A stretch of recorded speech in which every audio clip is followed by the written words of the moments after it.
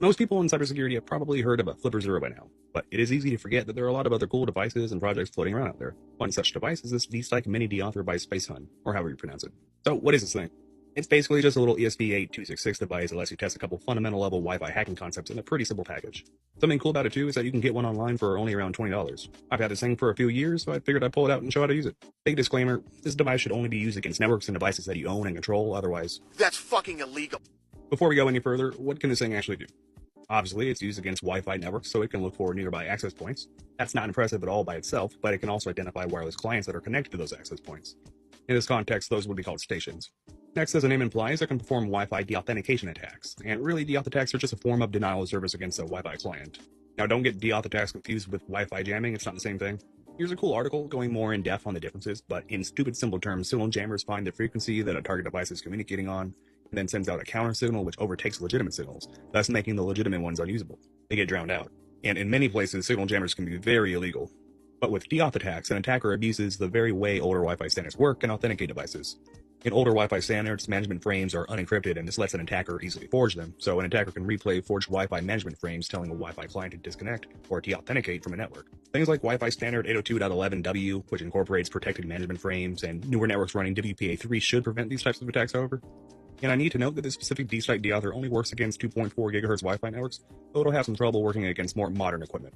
Next, this device can perform Wi-Fi beacon flood attacks. This isn't really an attack per se, but it does let you spin up and spam a large number of fake Wi-Fi networks with whatever SSID you want.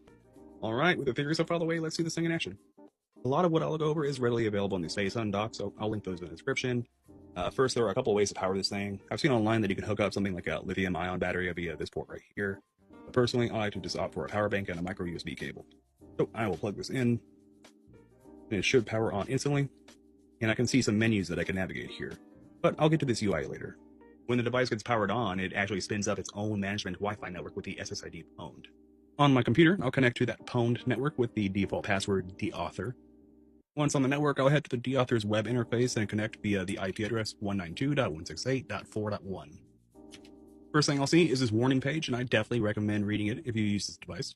Moving on, we are greeted with the scan page. So I want to see what Wi-Fi devices are around me, so I'll choose scan stations. The device instantly starts scanning and I temporarily lose connection to the pwn network. But after a few seconds, I'll just make sure that I'm back on the network and then go back to the scan page. I'll refresh this page, and I can see that my device found 4 access points, and then it found 6 stations, so these are 6 devices connected to the Wi-Fi points. I know that this MAC address starting with EA and ending in E2 is actually my phone, and I have it connected to my target Wi-Fi network of dumb Wi-Fi.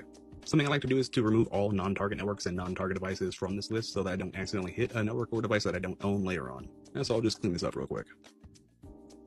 I want to deauth my phone, so I'll select it just by clicking here. Then I can go up and go to the attack section. And I can see under deauth it says targets is 1, but register that I selected my phone. I changed my screen a bit so you can see my phone display as well. And you see it's connected to the dumb Wi-Fi network. To run my deauth, I'll just hit start. And you can see instantly my phone dropped off the network. So interesting thing is that the device keeps sending deauth, so it's constantly blocking my phone from reconnecting. But when I hit stop, my phone can get back on the network with no issue. Note, I believe the tool's creator did include a built-in limiter where it will only run for 5 minutes max, but just keep that in mind. Well, that's pretty much all the deauth attack is. Okay, next I can show beacon flood, so I'll put my screen back.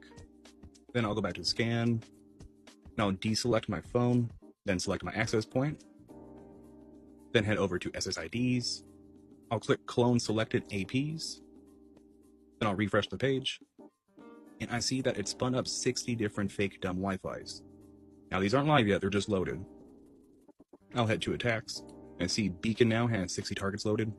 I'll run the beacon, and then if I open my Wi-Fi settings, I see it's getting filled up with dumb Wi-Fi. Now these SSIDs don't actually work, they just populate. I can go ahead and stop this now. And that's pretty much all it is for the beacon. Next up, I'll show using the device without the web page. So something cool is that anything you do on the management web page will reflect on the device UI. I'm just going to deauth my phone again, so I'll go to select. I can see that it still has the 1 AP and 1 station registered. I'll just make sure that the AP is not selected. Then go to stations. And I see my phone with a MAC address ending in E2. I'll make sure it's selected.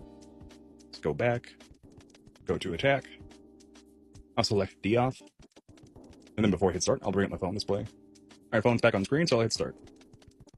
Alright, light went yellow, and you can see that my phone is getting deauthenticated from the network repeatedly, just like we saw with the web page.